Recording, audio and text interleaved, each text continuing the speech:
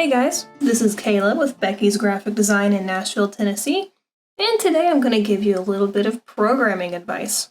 So as a graphic designer, a lot of time I spend creating banners and graphics for various websites. Even though I'm not necessarily a programmer, I still have to know a little bit of code and be familiar with it in order to get the correct images and backgrounds for various websites. So let's say that I have a client, aka myself, who is wanting to change the header image on this web page.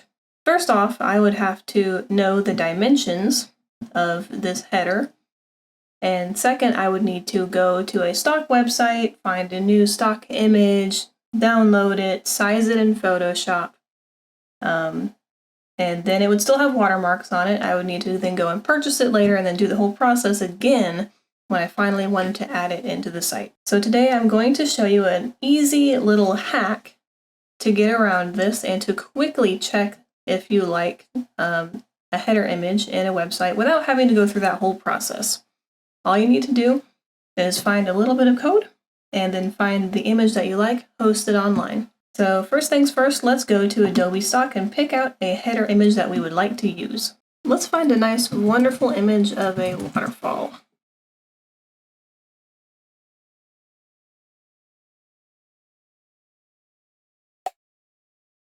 Let's say that I picked this image. Let's click on it. And we can see that this has the Adobe Stock watermark all over the background. That's fine. We're just using this for a test image anyway. What I'm going to do is I'm going to right-click on the image and I'm going to hit Open Image in New Tab. So this is the place where this image is being hosted online. This, at the top in this URL, this is the URL to the image directly, and this is what we're interested in. I'm going to go ahead and copy that URL using Control-C.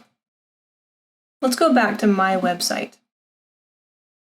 What I'm going to do is not necessarily hacking, some people may call it hacking, but it's just a way to inspect the code on the website. So I'm going to right-click in the area that I'm interested in that case being the header. I'm going to right-click and then scroll down to where it says Inspect on the bottom of this list.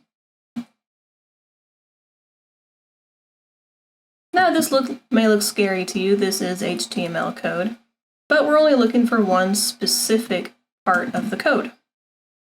I'm going to open up these sliders so we can see what's going on here. This is something that you can do not only in Google Chrome, but several other browsers like Mozilla Firefox. I think Microsoft Edge has a way to do it as well. So what we're looking for is the header class. And if I hover over these various items in the code, it will highlight over here what it is referring to. This one, with the background row element, that I think is what I'm looking for. We can see that this whole area is highlighted when I click on it. I'm going to open up the little triangle tab and continue to drop down layers until I find, aha, this is what I'm looking for. This portion here has the URL of the image. I'm going to back out and then go up here to this panel where we can see the CSS. So this is what we're interested in, this link right here. Now we can edit this live on our computer. What we're editing does not change anything on the actual internet. All it's changing is what you're seeing here on your local machine. So this is a great way to just test things out. So let's go ahead and highlight all of this. We're going to highlight all of this code. Guess I gotta click on it first. And now, taking the whole image, we're going to paste in that other URL. And I'm going to click out of it to leave it. The important thing is that this image has to be hosted online. You can't just use an image that is locally saved to your computer. It has to be something that's hosted online, otherwise it doesn't work.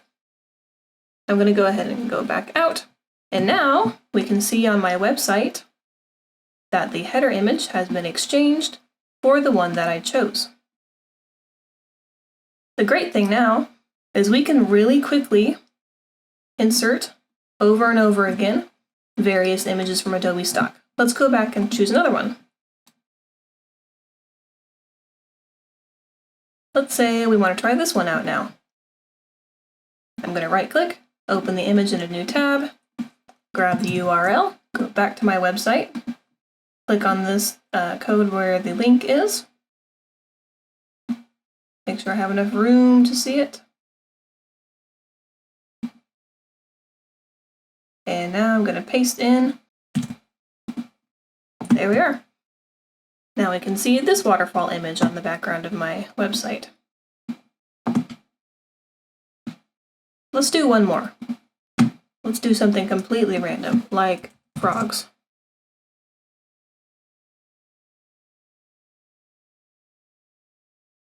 Yes, let's grab this wonderful frog pattern. We're going to open the image in a new tab, grab the URL, go back to my website, select this single line of code, make sure that you are leaving the quotation marks in there, those are important, and pasting it in. Now we can see this wonderfully ugly frog image on my website. And if we want to see it in full screen, we can go up here to this little X to close the inspect element portion of Google Chrome. Now we can see this horribly ugly frog image on my website. And if you refresh the page, it will go back to the way it was. So this method will not always work, especially with big websites like, say, McDonald's.com or Walmart.com.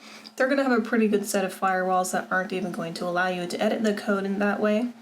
But for most of your smaller sites like mine, you will be able to find that header code and look for where the image itself is hosted, and then you can just swap out that URL and you get to feel special, like you're a super fancy computer code hacker. Alright guys, if this helped you out, leave a comment below. If there's anything else you'd like to learn about, let me know in the comments, and go ahead and subscribe, it really helps us out. Alright guys, I will see you later in the next video. Bye bye.